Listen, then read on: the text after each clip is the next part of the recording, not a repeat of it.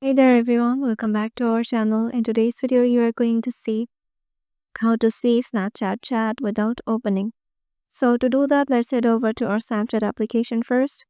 Once you're there, make sure you have logged in into your desired account and then head over to your TM section. And as you can see, when a new chat arrives on our Snapchat, we can see there is an option or the bold written sentence that is new snap or new chat.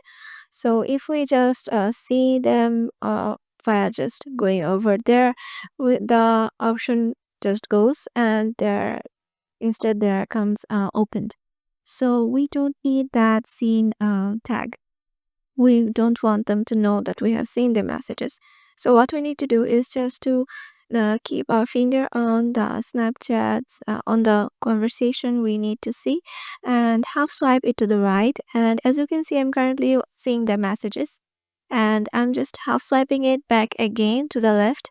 And as you can see, the notification is not gone yet. So it means they don't know that I have seen the messages, but they know that it's already they are not seen, but I have already seen it.